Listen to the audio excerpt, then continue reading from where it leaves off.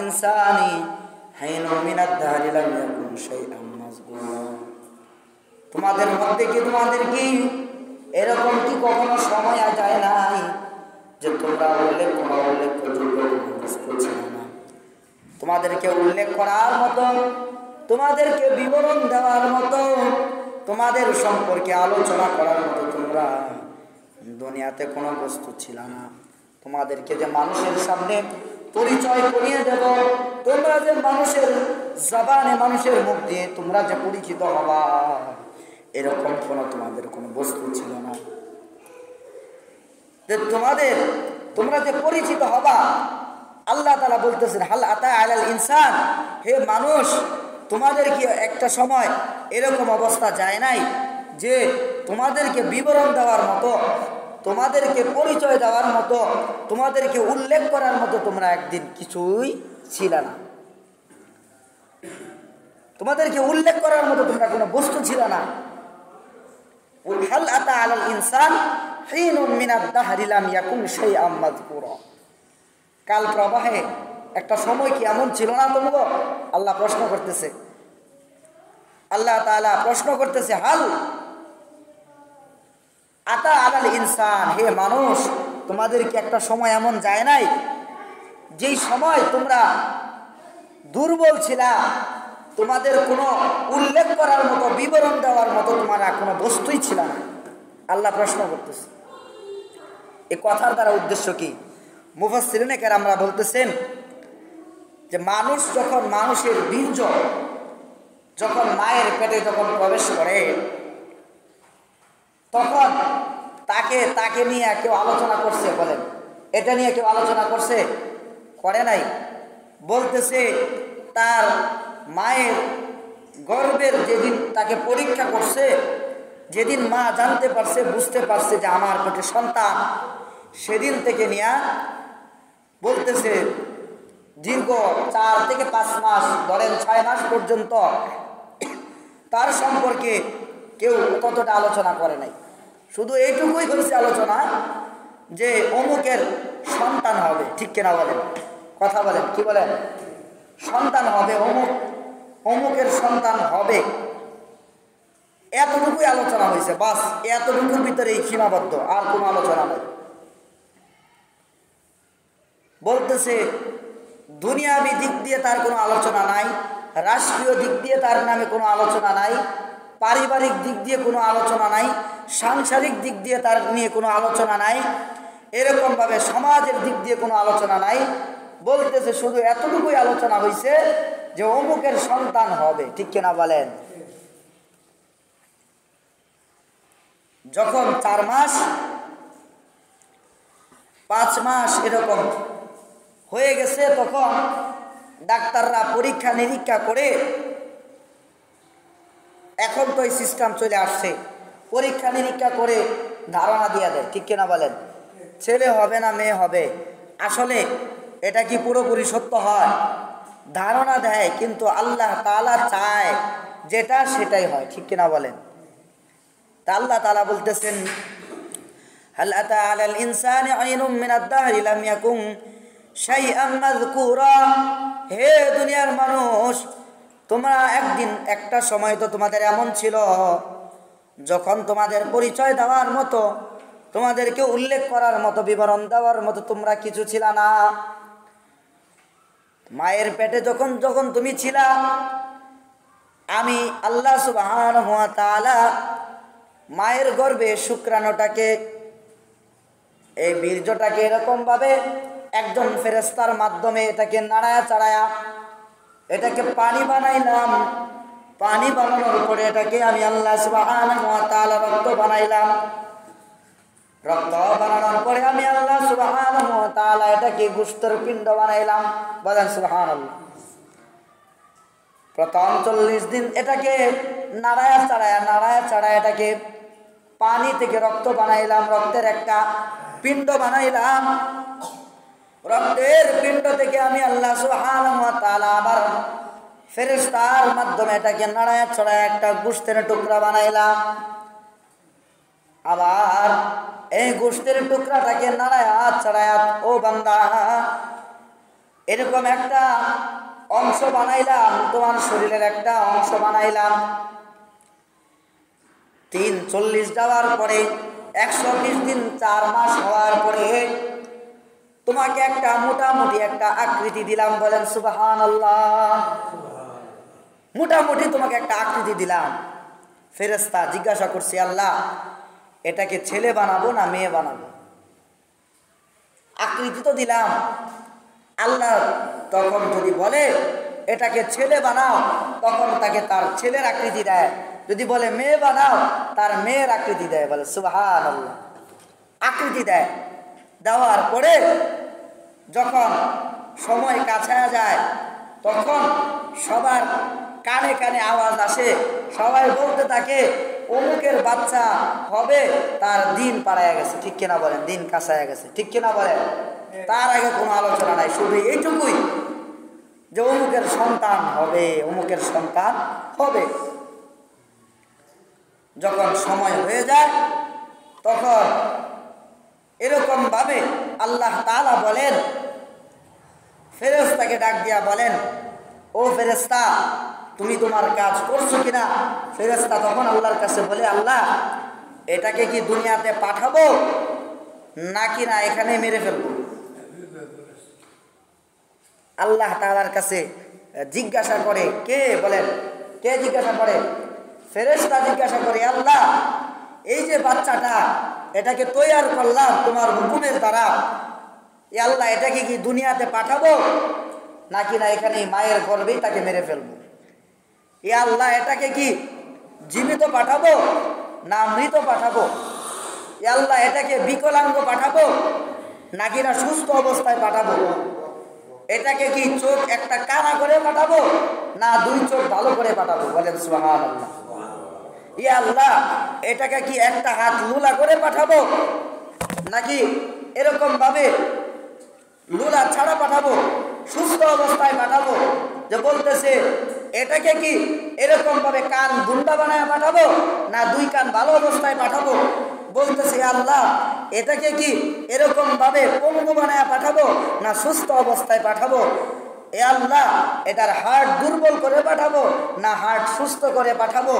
আবার আল্লাহর কাছে বলে, আল্লাহ এটাকে কি এরকম ভাবে তার জবানের মধ্যে জড়তা দিয়া পাঠাবো না সুস্থ কথা বলতে পারবে এমন অবস্থায় পাঠাবো? আল্লাহ তাআলা বলে, এরকম ভাবে যখন যে অঙ্গের কথা জিজ্ঞাসা করে, আল্লাহ তাআলা বলে এটা ঠিক করে দাও, ঠিক করে দাও, ঠিক করে পাঠাও, ঠিক করে পাঠাও। সুবহানাল্লাহ। আর যদি আল্লাহ বলে কান জিজ্ঞাসা করছে, আল্লাহ কান সুস্থ হবে? আল্লাহ যদি বলে কানটা ধুন্দা হবে, আরে শুনবো না, এই অবস্থায় পাঠাবো। এই জন্য মায়ের পেট থেকে ভালোই ঠিক, ফিসেতে মানুষ এটা হেমনে না। ঠিক কিনা বলেন? হাটকাল কয়, হাটকাল কয় কিনা বলেন?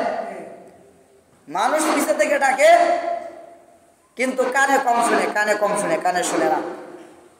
সব ভালো দেখতে, সব ভালো, কান 2টা, মাথার চুলও আছে, চোখও আছে, দাঁত আছে, নাক আছে, সুস্থ মানুষ, লম্বা দেখতে মানুষ, কানও আছে কিন্তু কানে শুনে না। আবার আল্লাহর কাছে যখন জিজ্ঞাসা করি, আল্লাহ হাত কি ভালো হইব, পাও 2টা কি ভালো হবে? আল্লাহ যদি বলে পাও 2টা ঠিকই আসবে, কিন্তু পাওটা হবে এরকম ভাবে লুলার মতো, সে হবে, হওয়ার পরে তার পাওটা, পায়ের হাড্ডিটা বেঁকা হবে। ঠিক কিনা বলেন? এই জন্য পরে অনেক বাচ্চারা হয়, হওয়ার পরে তাকে কি করতে হয়, বিভিন্ন ডাক্তারের কাছে নিয়ে দৌড়াদৌড়ি করতে হয়। বাচ্চা হইছে, বাচ্চার হাড় বেঁকা, হাঁটতে পারে না। ঠিক কিনা বলেন? হ্যাঁ। আল্লাহর কাছে আবার যখন জিজ্ঞে, আল্লাহ এই বাচ্চা কি মানসিক বুদ্ধি প্রতিবন্ধী হবে না সুস্থ হবে? আল্লাহ যদি বলে সুস্থ হবে, সুস্থ। বুদ্ধি প্রতিবন্ধী হলে বুদ্ধি প্রতিবন্ধী, যার কারণে বয়স 10 বছর 12 বছর হয়ে যায়, মানুষের ডাকলেও সে কথার উত্তর দিতে পারে না, আব্বারে আব্বা বলে ডাকতে পারে না, মারে মা বলে ডাকতে পারে না। আল্লাহ বলে এইভাবে বানাও, এইভাবে বানায় তারে পাঠাও, এই জন্য এইভাবে আসে। বলেন সুবহানাল্লাহ। আল্লাহ তাআলা এই জন্য বলছে, তুমি তো একটা সময় কোনো উল্লেখ করার মতো তুমি কিছুই ছিল না। হ্যাঁ, বেড়াগিরি দেখাও, বেড়াগিরি দেখাও। ও মিয়া, 1 সপ্তাহ একটু পাতলা পায়খানা হইলে, ডায়রিয়া কলেরা হইলে তো তোমার খুঁজেই পাওয়া যায় না। খুঁজেই পাওয়া যায় না। এক সপ্তাহ না, একটা দিন যদি সারা রাত্র জ্বর পায়, সকালে বিছনা থেকে উঠতেই পারো না, ওইটা দাঁড়াইতেই পারো না, তোমার আবার কিসের বেডাগিরি বলো? কে বলতেছে? আল্লাহ বলতেছে। আল্লাহ তাআলা ইনসান, হে মানুষ, উল্লেখ করার মতো তুমি তো কিছুই ছিল না, আর তুমি বড়াই করো। তোমার একটু জ্বর হইলে ডাক্তারের কাছে দৌড়াদৌড়ি করতে হয়, শরীর দুর্বল হয়ে যায়, উঠে দাঁড়াতে পারো না, তোমাকে ধরে ধরে দাঁড় করাইতে হয়, ধরে ধরে প্রস্রাবখানায় বাথরুমে নিয়ে যাইতে হয়, খাওয়াইয়া দিতে হয়, আর তোমার ভিতরে যত অহংকার, বড়াই, তাকাব্বুরি, এগুলোর শেষ নাই। আল্লাহ তাআলা বলতেছে যে তোমার চেয়েও বান্দা, আল্লাহ তাআলা বলে খুলিকাল ইনসানা দাঈফা, আমি আল্লাহ সুবহানাহু ওয়া তাআলা মানুষকে দুর্বল করে বানাইলাম, মানুষকে সবচেয়ে দুর্বল করে বানাইলাম। খুলিকাল ইনসানা দাঈফা, মানুষের বাচ্চা জন্মের পরে কথা বলতে পারে না, কান্নার ভাষা ছাড়া কোনো কথা নাই, হাত লড়ায়, পা লড়ায়, ঠিক পেটে ক্ষুধা লাগছে, মাকে বোঝায় কান্না দিয়া, বিছানায় প্রস্রাব করে দিছে, পায়খানা করে দিছে, ঠান্ডা লাগতেছে, বিরক্ত লাগতেছে, মাকে বোঝায় কান্না দিয়া, ঠিক কিনা বলেন? কান্না দিয়া মাকে বোঝায়, মা আমি বিছানায় প্রস্রাব করে দিছে, আমার প্রস্রাবটা একটু পরিষ্কার করে দেন, আমার জামাটা পাল্টায়া দেন। মা আমি বিছানায় পায়খানা করে দিছি, আমার কাপড়টাকে নষ্ট করে ফেলছি, কান্না করে মাকে বোঝায়। শুধু তাই না, একটু অসুস্থ হয়ে গেলে, বিছানায় দুর্বল হয়ে পড়ে যায়, আল্লাহ তাআলা বলে ও বান্দা, তুমি তো একজন মানুষ, তোমার দুইটা হাত আছে, দুইটা পা আছে, চোখ আছে দুইটা, দাঁত আছে দুইটা, দাঁত আছে 32টা, এরকম ভাবে তোমার কান আছে দুইটা, মাথার মধ্যে চুল আছে, কত সুন্দর তোমাকে দেখতে। অথচ তোমার একটু এক সপ্তাহ যদি, একদিন যদি অসুস্থ হয়ে যায়, তুমি দুর্বল হয়ে যাও, তোমার থেকেও তো তোমার বাড়ির যে মোরগ যেটা আছে, মোরগের বাচ্চা আছে, মুরগির বাচ্চা আছে, ওইটা তোমার থেকে বড় শক্তিশালী। সুবহানাল্লাহ। বলে আরে ওইটা তো মার, এরকম মায় যখন নিয়ে বসে, ডিম নিয়ে বসে, যখন ডিম ফুটে, ডিম থেকে বাচ্চা ফুটে, বইয়াই দৌড় দেয়। তুমি কি দৌড় দিছো? নি বলো, দৌড় দিছ? তুমি তো হয়ে দৌড় দাও নাই, তুমি তো হওয়ার পরে তুমি কান্না ছাড়া তোমার কথাই আসিল না।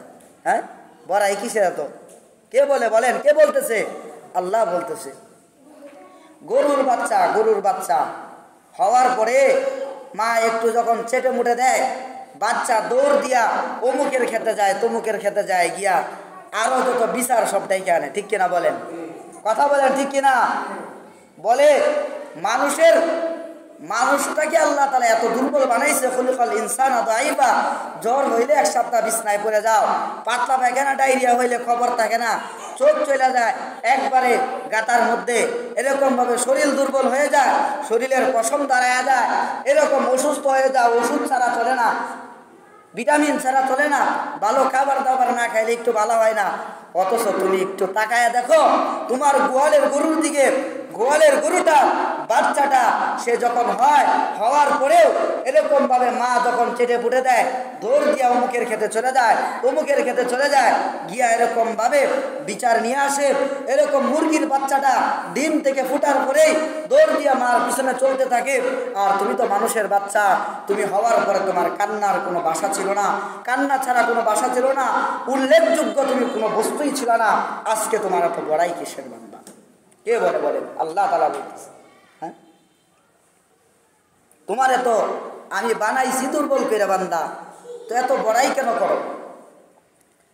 এই জন্য আল্লাহ সুবহানাহু ওয়া তাআলা বলতেছে, ও দুনিয়ার মানুষ, প্রতি কদমে কদমে তুমি আমার দিকে বাড়াচ্ছ।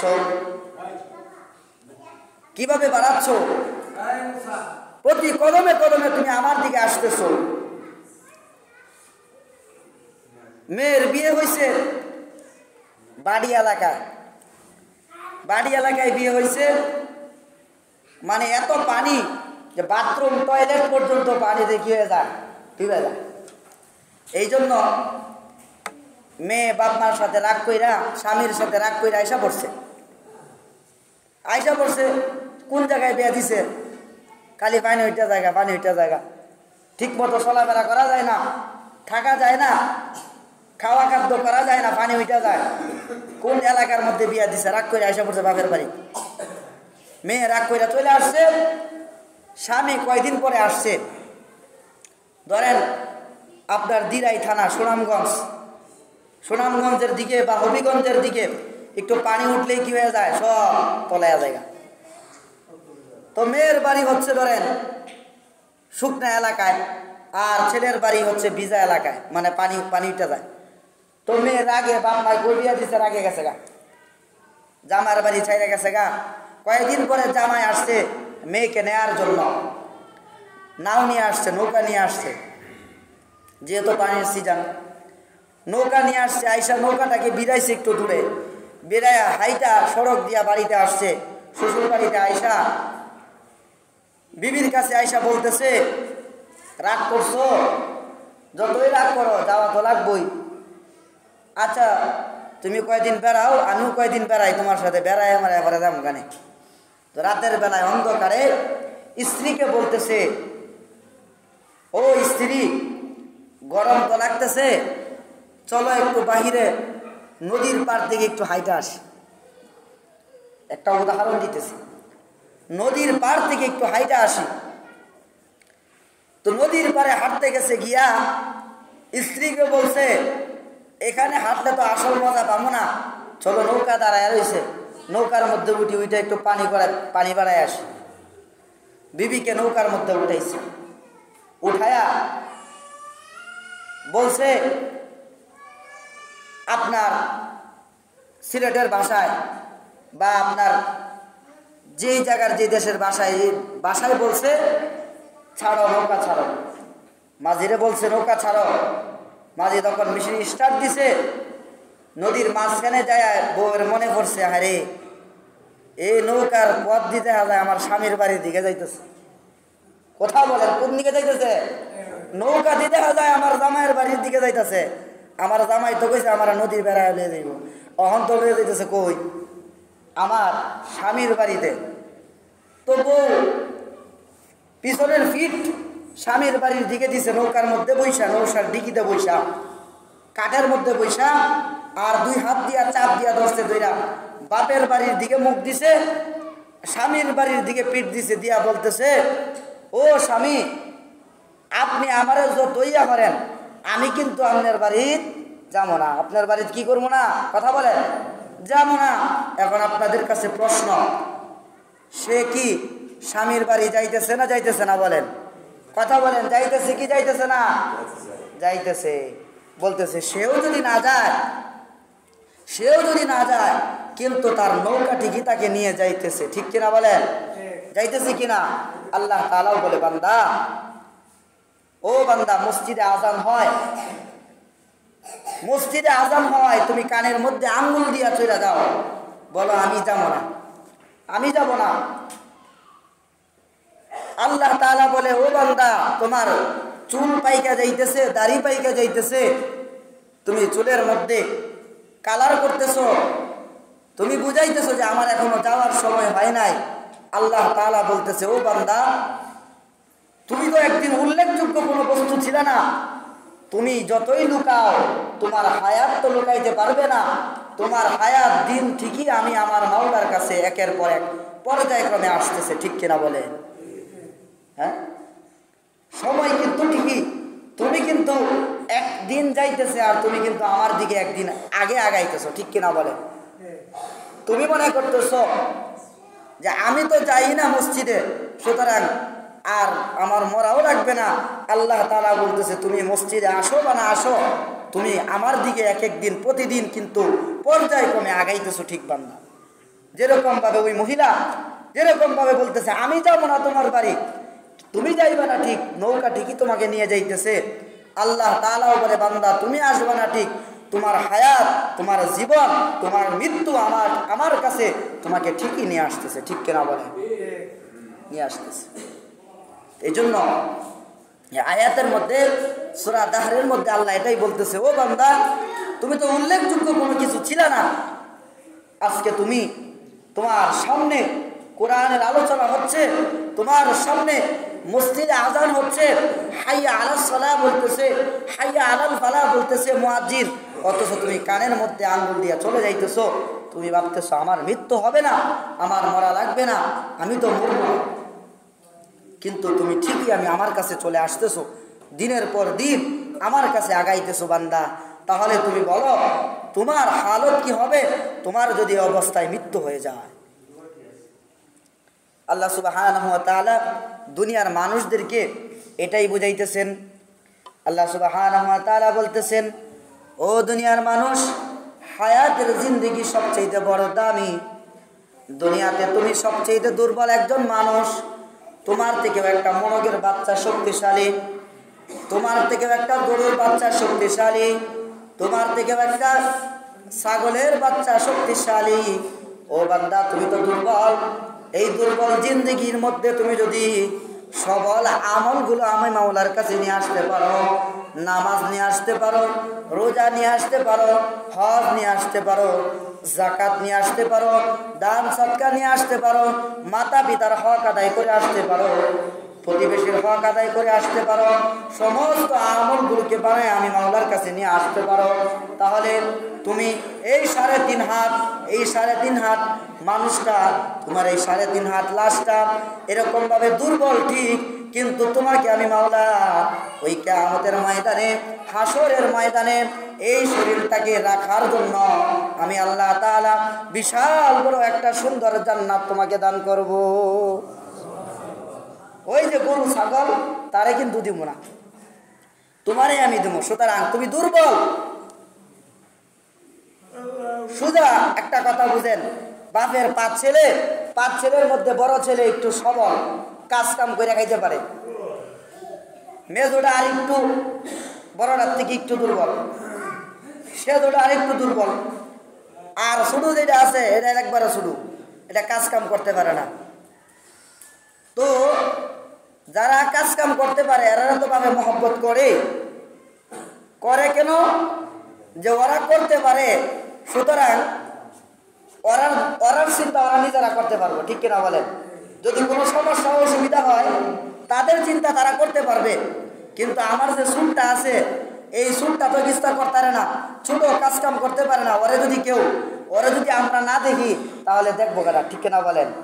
আল্লাহ তাআলা বলে, বান্দা ওই যে সবল যারা আছে, সবলরা তো সবলের জায়গায়, তুমি দুর্বল বান্দা। অন্যান্য মাখলুকগুলো, বাঘরে তুমি দেখলে ভয় পাও, বাঘ এত চলতে পারে তার হুঙ্কার দিয়া। এরকম সিংহরে দেখলে তুমি ভয় পাও, সিংহ চলতে পারে তার হুঙ্কার দিয়া।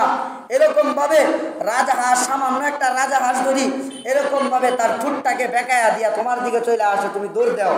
ওই রাজহাঁস তার নিজের মন মতো চলতে পারে। ও বান্দা, তোমারে বানাইছি দুর্বল কইরা, এই জন্য তোমার প্রতি আমার মায়াটাও তত বেশি। সুবহানাল্লাহ। এর লেগে আমি তোমারে ইবাদত দিছি, আমল দিছি, এগুলো করবা, করে তোমার হায়াতকে, জীবনটাকে দামি বানাইবা, বানাই আমার কাছে আসবা। কবরের মাটি তোমার সাথে এমন ব্যবহার করবে, এই 3.5 হাত কবরটা তোমার জন্য জান্নাতের বাগান হয়ে যাবে। এই জন্য আমলওয়ালা জিন্দেগি গঠন করা দরকার আছে কিনা বলেন? আছে কিনা বলেন? এই জন্য করবো তো ইনশাআল্লাহ। আল্লাহ তাআলা আমাদের সকলকেই যে কথাগুলো বললাম, মুখতাসার কথা, মুখতাসার আলোচনা, উক্ত আলোচনার উপর আমল করার তৌফিক দান করুন। সকলে বলি আমিন।